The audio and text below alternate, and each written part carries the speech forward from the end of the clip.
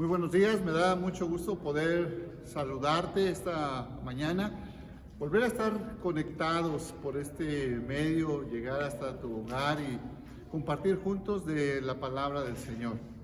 Después de este tiempo tan bello de adoración, que hemos rendido nuestra vida y adorado al Rey de Reyes, al Señor de los Señores. Esta mañana quiero compartir contigo algo que me pasó en estos días. Sabes que me llamó la atención un texto que se encuentra en el Evangelio según San Mateo. Me llamó mucho la atención y entonces me enfoqué ahí para estudiarlo, leerlo y tratar de escudriñar ese texto. Y resulta que ese texto me llevó a otro, casi terminé leyendo todo el Evangelio. Y esta mañana quiero compartirte el resultado de ese estudio, el resultado de esa bendición. La verdad fue para mí una bendición. Evidentemente Mateo habla de muchas cosas, el Evangelio de Mateo habla de muchos temas, aborda muchas cosas. Y esta mañana no es mi objetivo poder hablarte de todo lo que habla ahí, pero sí saqué 5 temas que aborda Jesús en el Evangelio según San Mateo. 5 temas que él aborda. Y te los pongo a tu consideración antes de empezar. Primero, él aborda uno de los temas que yo creo que son inquietantes para todos, y es el tema de las preocupaciones. Ahora, recuerda que Mateo es un evangelio que fue escrito a los judíos principalmente.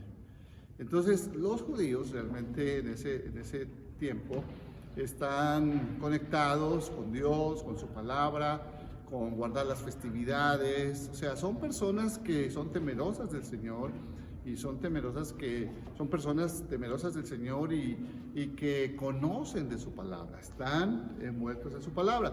Sin embargo, el tema de las preocupaciones como que no lo estaban manejando apropiadamente. Entonces Jesús interviene para aclararnos cómo debemos abordar las preocupaciones. El segundo tema que quiero resaltar en este evangelio es la oración. Y otra vez, la gente a que va dirigida a este evangelio es gente de oración. Ora, guarda la palabra del Señor y tiene sus tiempos de oración. Sin embargo, Jesús interviene aquí para añadir y ajustar un poquito algunas cosas en el tema de la oración que quiero compartirte. El tema 3 que voy a compartir tiene que ver con la mentalidad del mundo. O sea, hubo un ejemplo en este evangelio que vamos a resaltar ahí cómo es que Jesús nos da una introducción, nos da una fuerte lección de cómo librarnos de la mentalidad de este mundo. El tema 4 que voy a tratar de abordar es el del engaño. Y Jesús, sabiendo que su iglesia va a pasar por momentos y por etapas muy complicadas hacia el futuro, entonces hace una clara advertencia y habla sobre que tengamos cuidados de no ser engañados. Entonces eso lo vamos a abordar en el tema 4. Y el tema 5, otra vez, Jesús, sabiendo que su iglesia atravesará estos momentos difíciles, entonces Él tiene una palabra de confort, una palabra que reanima la fe y la vida de la iglesia. Y eso lo vamos a ver al final de esta prédica. Bien, esos son los 5 temas que voy a tratar de abordar. Número 1. Vamos a empezar con el de las preocupaciones. Si quieres ir ahí a la Biblia, a tu Biblia, en el capítulo 6, 31. Todas las citas van a ser del Evangelio de Mateo. Las preocupaciones Jesús las aborda en capítulo 6, en el verso 31. Y este versículo me llamó mucho la atención y esta versión dice así: no estén preocupados, ni digan qué comeremos, o qué beberemos, o qué vestiremos. Y aquí es donde Jesús, al estar en contacto con las personas, se da cuenta de que están enfrentando preocupaciones reales de la vida. ¿Ok? Y yo creo que pues tú y yo de alguna manera las podemos enfrentar, y las enfrentamos de hecho cada día. Y yo creo que pues, ¿qué tiene de extraordinario que, oye, un papá se preocupa por llevar el alimento a casa, porque sus hijos estén bien vestidos, porque tengan un techo, y porque tengan una buena educación y otras cosas más, salud, ¿verdad? Me parece que son preocupaciones reales y comunes que todo mundo puede tener. Sin embargo, lo que esta escritura nos dice es algo muy interesante, porque dice, no estén preocupados ni digan qué comeremos, o qué beberemos, o qué vestiremos. O sea, lo que Jesús está diciendo detecta que la gente está preocupada por aspectos materiales. Y justo es ahí donde Jesús interviene para clarificar y presentar una solución a las preocupaciones de la vida. Y la primera de ellas dice, miren, no busquen las cosas materiales, busquen primeramente el reino de Dios y su justicia. Es decir, no se dejen arrastrar por el materialismo de este mundo, sino busquen primeramente lo que permanece para siempre, porque lo material, por muy bonito, por muy lindo que parezca, va a terminar, va a dejar de ser, va a desaparecer, pero las cosas espirituales son eternas. Entonces ahí Jesús en sus oyentes interviene para tratar de buscar un ajuste muy profundo, muy poderoso en estos aspectos. Deja de ver lo material y primero ve lo espiritual. Así que primero edifica el reino de Dios, busca el reino de Dios. Ahora, la Biblia nos describe que el reino de Dios no consiste en comida, ni en bebida, ni en carros, ni en casas, ni en posiciones. No consiste en eso, sino consiste en paz y gozo en el Espíritu Santo. Entonces, lo que Jesús le está diciendo a sus oyentes es que no se enfoquen en las cosas materiales, sino enfóquense en las cosas espirituales. Edifiquen la paz, el gozo, la generosidad, el perdón, el amor, la compasión en ustedes. Busquen eso, edificar el reino de Dios en su vida, busquen que ese reino de Dios llegue a su ciudad, llegue a su comunidad. Busquen que ese reino de Dios se establezca tanto en ustedes como en las personas que los rodean y en las personas que están en su nación, que están en su país, que están en su ciudad. Entonces, ese es el enfoque para salir de las preocupaciones. No busques lo material, no corras tras lo material, sino corre para edificar el reino de Dios en tu vida. La paz, el gozo, la generosidad, la misericordia, la bondad en tu corazón. La segunda cosa que Jesús aborda para tratar las preocupaciones es algo muy, muy interesante. Porque si sigues leyendo ese capítulo, te vas a encontrar con un versículo que esta versión dice, no se preocupen por el futuro, sino bástele a cada día su propio afán. ¿Qué quiere decir esto? Nosotros nos preocupamos por el futuro, los que están solteros por su matrimonio, los que están casados por sus hijos, por el trabajo, por la educación de sus hijos, por la universidad, por los que van a trabajar. Y todo el mundo nos estamos preocupando viendo el futuro. Y de repente nos pasa que estamos en la mesa con nuestra familia, estamos comiendo y nuestra mente está preocupada en el futuro, buscando cómo vamos a pagar los recibos, cómo vamos a pagar las colegiaturas, cómo vamos a conseguir esto y aquello. Y el tiempo pasa y de repente ni nos dimos cuenta, se terminó la hora de los alimentos, de convivir en la familia y nosotros estuvimos pensando en 1000 cosas.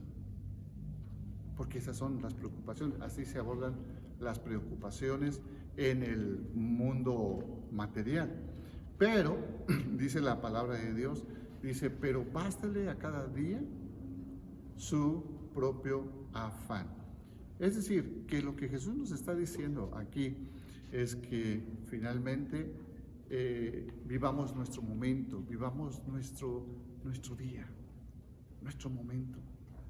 Es cierto, vamos a tener y tenemos cuentas por pagar, servicios que cubrir, tenemos cosas que de alguna manera tratar con nuestros hijos, pero este es nuestro momento.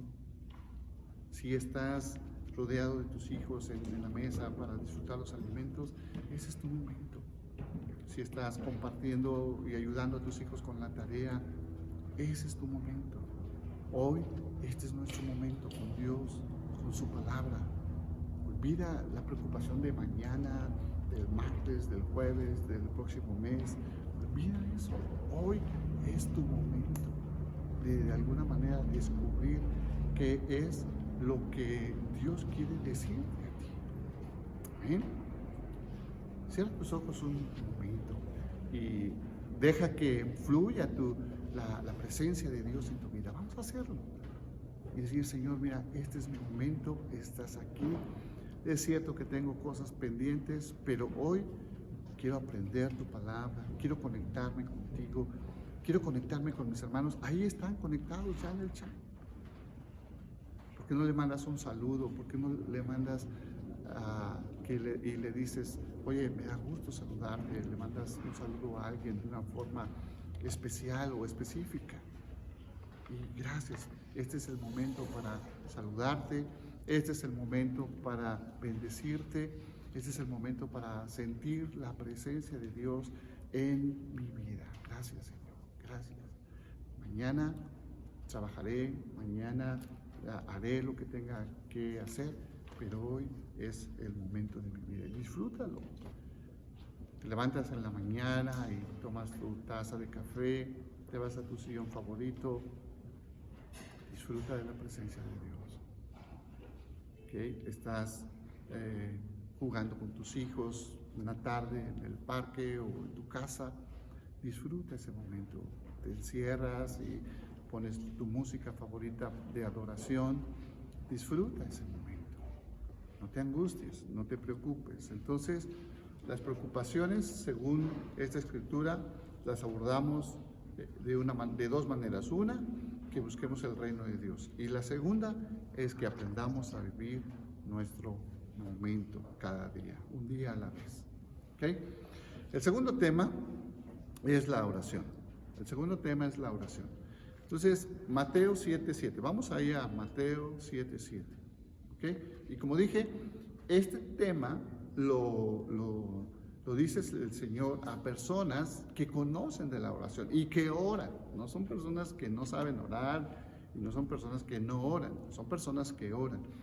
Y hay tres cosas que les indica en cuanto a la oración. Dice, pidan, busquen y toquen. ¿Okay?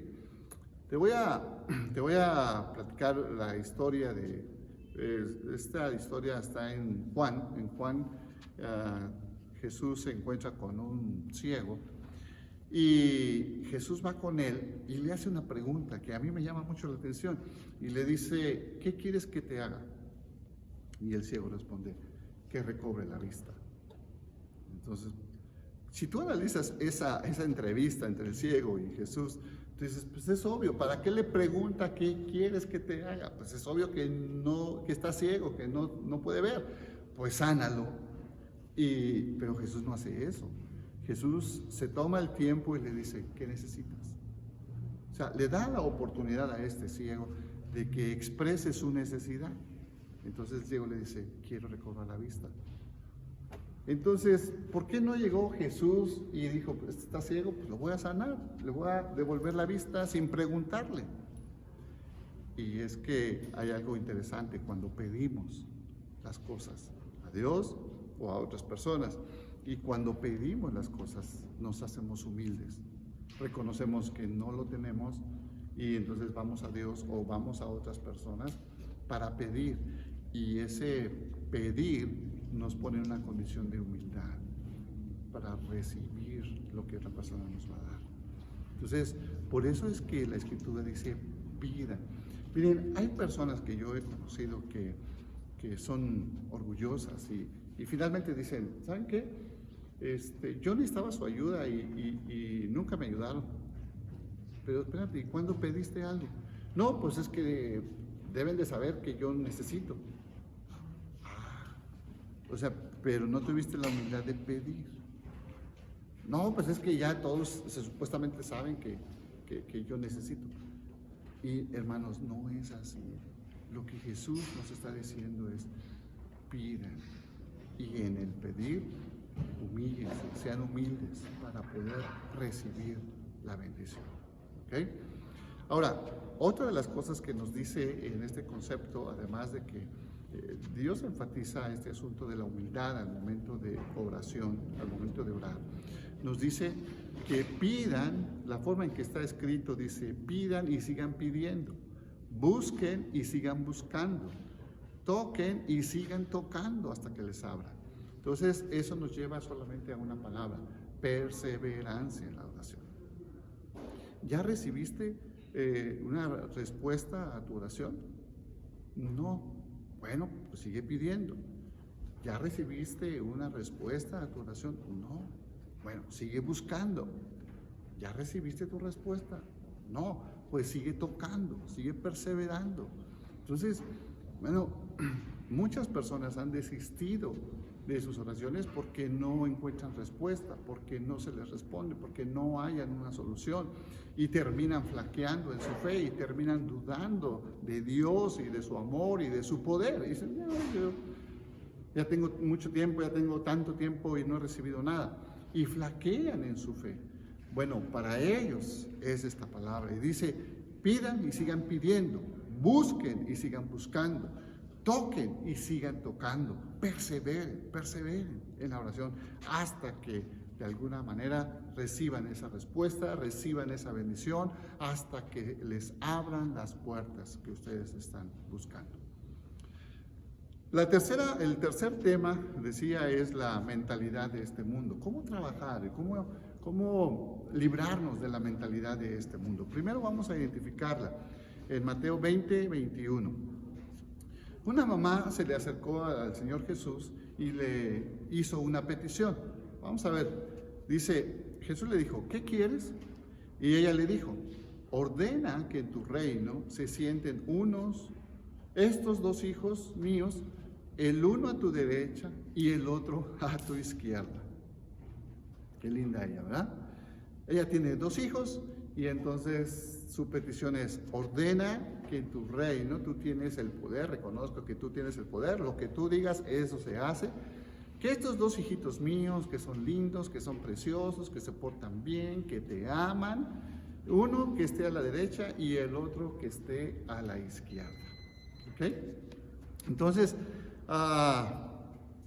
esta es la mentalidad de este mundo. O sea, esta mujer, yo creo que vio los acontecimientos políticos de su época, vio los acontecimientos, cómo se movía el mercado, vio cómo se trataban ahí las cosas y se percató tal vez de que todo se trataba de influencia y todo se trataba de una buena palanca para obtener privilegios y beneficios. Tal vez encontró algunos políticos que tenían ciertas palancas y que llegaban a posiciones elevadas rápidamente sin pasar ningún proceso y ya estaban ahí cerca del jefe, cerca del presidente, cerca del mero y de ahí obtenían sus beneficios y sus privilegios. Entonces yo creo que ella pensó de esa manera, bueno, aquí pues, estos hijos son tiernos, son lindos, son bonitos, se portan bien y yo como mamá voy a interceder por ellos. Qué madre, la madre que ama a sus hijos y que intercede por ellos. Y voy a llevar esta petición al que puede ordenar, que se siente el uno a la derecha y el otro a la izquierda. Entonces se equivocó rotundamente porque en primer lugar Jesús le responde y le dice, mira, yo no soy quien ordena, mi Padre es el que dice quién se sienta en qué lado y qué rol le corresponde, si este se sienta enfrente, si se sienta atrás, si se sienta a la derecha o a la izquierda. Yo no lo hago, es mi Padre. Entonces, ese de alguna manera queda aclarado y sentado para que la mujer y nosotros de paso entendamos que el Padre es el soberano de toda la tierra y Él hace lo que le place. Y sabe si esa persona está delante o si está enfrente o si está a la izquierda o si está atrás. Dependemos de su mera voluntad. ¿De acuerdo? Eso queda perfectamente claro. La segunda cosa es que lo que le aclara Jesús a esta mujer es que aquí las cosas no son como el mundo, ¿verdad? En el mundo, dice, los jefes se enseñorean de la gente, los príncipes, los reyes se enseñorean de la gente y hacen con ella lo que ellos quieren. Dice, pero en mi reino no será así. En mi reino, el que quiera llegar a ser grande tiene que servir. Y entonces pone un punto muy interesante, una mentalidad distinta. En el reino de Dios, si alguien quiere aspirar al liderazgo, tiene que ser por el camino del servicio. No por el camino del privilegio, no por el camino de que tengo una palanca y él me puede llevar allá. No, sino es el camino del servicio. Vamos a servir. Somos un ejército con manos fuertes, sólidas, con piernas, para servir en este mundo, para servir a nuestra familia, para servir en la iglesia, para servir a nuestra sociedad. ¿Cómo podemos hacerlo? La mentalidad, dice, el que quiera ser grande, tiene que ser el menor, tiene que servir, hermano. Mira, hoy, de alguna manera, ya tenemos que ir preparando nuestro buen equipo de personas en un eventual regreso a la iglesia para adorar. ¿Ok? Y vamos a necesitar servidores. ¿Quién va a poner el gel a los hermanos? ¿Quién les va a asignar un lugar? ¿Quién les va a dar indicaciones? Por aquí pasa el hermano, por aquí entra, por allá sale.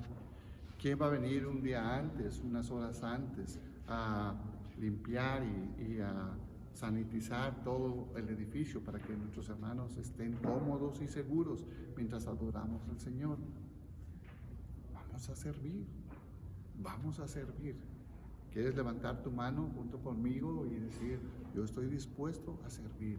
Servir en mi hogar, servir en la casa del Señor, servir a mis hermanos en lo que se ofrece, servir en esta comunidad y en esta generación que Dios me ha puesto.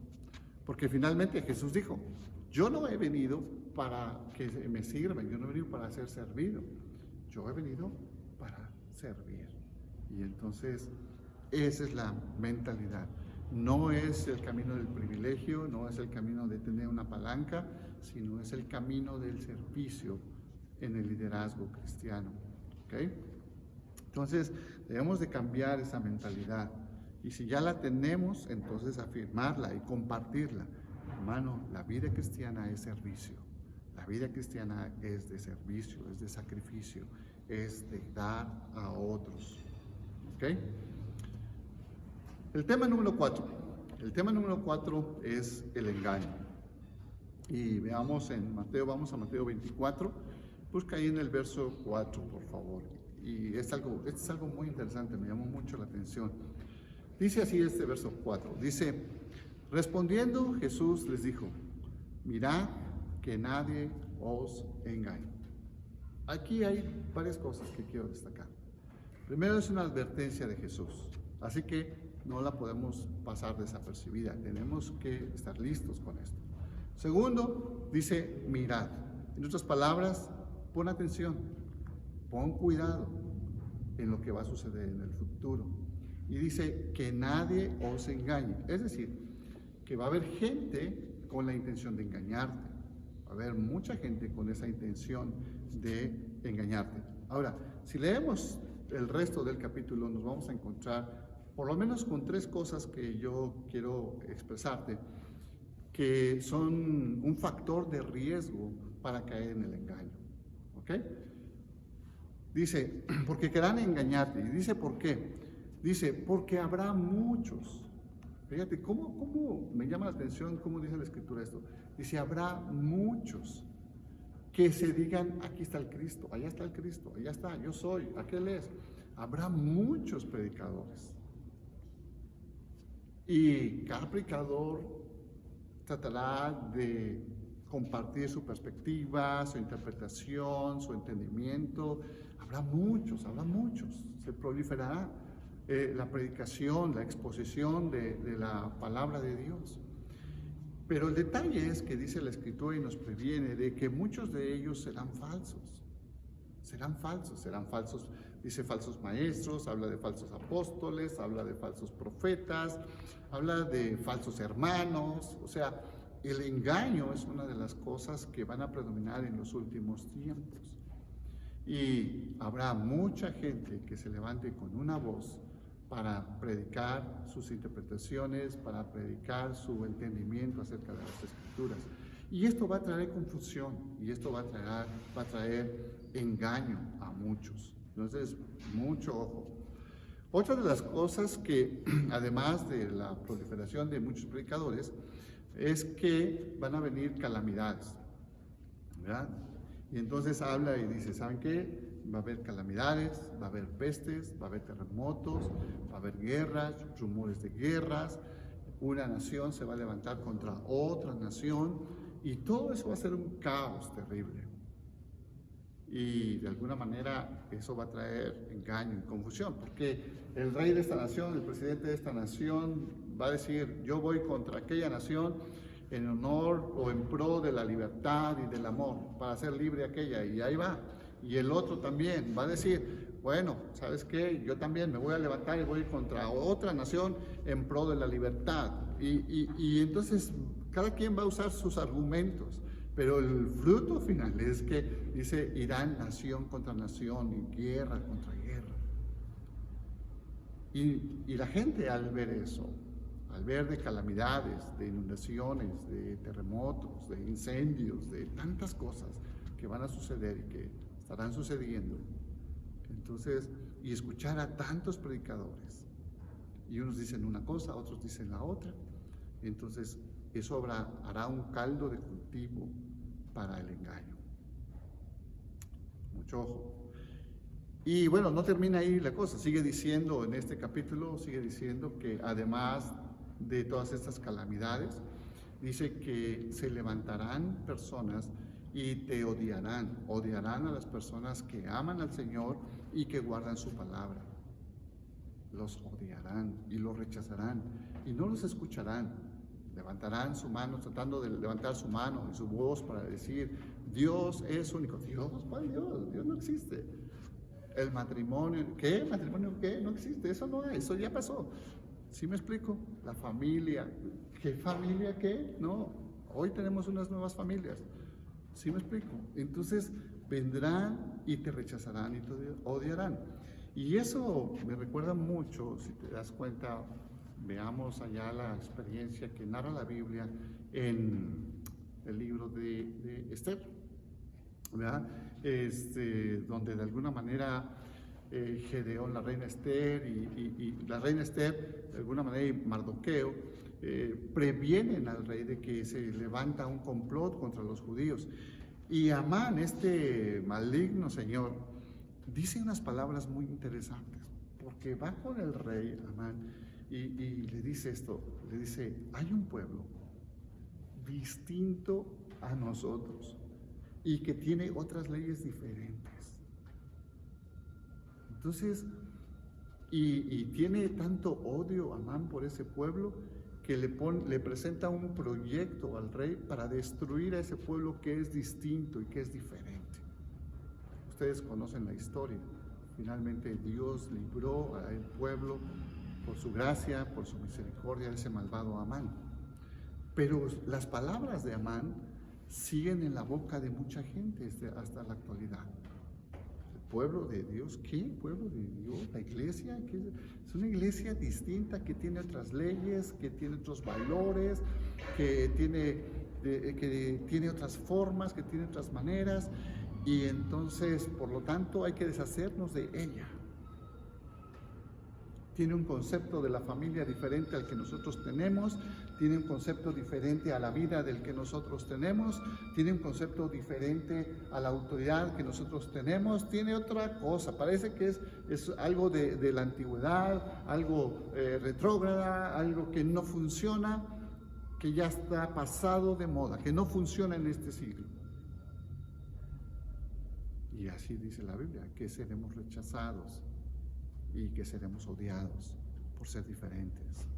Entonces, las personas cuando van a enfrentar esta situación de un rechazo, pues están en un riesgo de su fe y de su creencia, y están en un riesgo para ser engañados, porque entonces dicen, no, yo no quiero ser rechazado, yo no quiero ser odiado, yo quiero ser parte de esto. Entonces, posiblemente tengan que ceder a sus convicciones, posiblemente tengan que ceder a sus formas de pensar, posiblemente tengan que poner en duda, bueno, y si la palabra de Dios sí está equivocada y a lo mejor no es el camino, es lo que están diciendo ellos. Entonces, ¿sí me explico? En el futuro, Jesús prevé un escenario muy difícil para la iglesia. Un aumento de predicadores, engañadores, aumento de calamidades en todos los sentidos y un aumento de rechazo por la iglesia. La iglesia va a ser muy rechazada. Ahora, ¿esto qué nos está de alguna manera llevando? Lo que Jesús nos está diciendo entonces es que independientemente de lo que estemos oyendo y escuchando a nuestro alrededor, para ser libres del engaño, es tan sencillo: pon tus ojos en Jesús y camina sin dejar de mirar al Señor. No te mires las circunstancias de tu derecha ni de tu izquierda, lo que diga este y aquel. Vea la palabra de Dios, escudriñala, vea la palabra de Dios, estúdiala, vea la palabra de Dios y atesórala en tu corazón y ponte alerta con eso y mira al Señor en todo su esplendor. Eso te va a guardar del engaño. ¿Okay? Termino diciendo el quinto tema que Jesús toca en este evangelio. Bueno, de los que yo entresaqué, son verdades que traen consuelo y que traen fortaleza a nuestra vida. Y este es el caso de Mateo 28:20. Vamos ahí a tu Biblia, Mateo 28:20. Este capítulo de Mateo normalmente lo hemos usado para hablar acerca de la Gran Comisión, pero déjame decirte que hoy yo quiero entresacar algo distinto a la Gran Comisión, que ya la hemos tocado, pero quiero resaltar la última frase de este evangelio. Dice: he aquí, yo estoy con vosotros todos los días hasta el fin del mundo. Hasta el fin del mundo. La Biblia ya nos dice que el principio de dolores, dice, no es el final, es el principio. Y ya nos pone un escenario: guerras, rumores de guerras, pestes, nación contra nación, incendios, inundaciones, tragedias, calamidades. Y dice, pero no es el fin. ¿Okay? Bueno, ¿cómo será entonces el fin? Y dice, hasta el fin del mundo. El fin del mundo puede ser algo más allá de lo que de alguna manera podemos alcanzar a imaginar. Más calamidades, más desastres, no lo sé. Pero lo que quiero enfatizar es lo previo. Dice, he aquí, yo estoy con vosotros todos los días. He estado con ustedes en los días de paz y he estado con ustedes en los días de adversidad. He estado con ustedes en los días de regocijo y de fiesta. Y Él estará contigo en los días difíciles. Estará y ha estado en la primavera, pero también Él ha prometido estar en el invierno. Y el invierno llega a nuestra vida. No es que si va a llegar, llega a nuestra vida. Llega el invierno a nuestra vida, a nuestras relaciones, llega el invierno en muchas cosas. Pero Jesús promete estar ahí todos los días. En los días donde tu hijo es obediente, amable, hace lo correcto y camina por el buen camino. pero estará contigo también cuando en un momento dado Dios guarde y no tu hijo tienda a desviarse y ya no quiera buscar al Señor. Que Dios nos guarde de eso. Pero si eso llega a pasar, Jesús promete estar contigo en esos días que son sumamente difíciles de sobrellevar. Amados, Jesús ha estado con nosotros y hemos tenido aquí en la congregación tiempos maravillosos de bendición, de edificación, de fiesta. Nos hemos reunido y nos hemos abrazado y nuestra amistad ha florecido, ha crecido mucho. Hoy estamos en las casas, pero Jesús está ahí. Jesús está ahí en tu casa. Jesús está ahí en tu hogar. Jesús está con los tuyos. Y esta mañana Jesús está abrazando a su iglesia, en donde quiera que ésta se encuentre. Si está en el lugar, si está congregada, en donde quiera que ésta se encuentre. Jesús está con nosotros y nos llevará y nos guardará. Nos dice la Biblia, nos guiará más allá de la muerte. Y si nos guía más allá de la muerte, ¿cuánto más no nos guiará en este mundo preciso? He aquí, yo estoy con vosotros. ¿Puedes decírselo a tu alma? Alma mía, ¿por qué te angustias y te abates? Dios está conmigo este día y mañana y pasado y pasado y pasado y el próximo mes y el próximo año. Dios está conmigo todos los días y me dará la gracia, y me dará la fuerza y me dará la sabiduría y me dará de su Espíritu Santo para que encuentre una guianza, para que encuentre un camino por el cual andar. En cuanto a mí, seguiré pidiendo. En cuanto a mí, seguiré llamando. En cuanto a mí, seguiré buscando. Y no me cansaré hasta encontrar la verdad, la respuesta de Dios para mi vida. No te dejaré hasta que me bendiga, Señor. Que Dios te bendiga.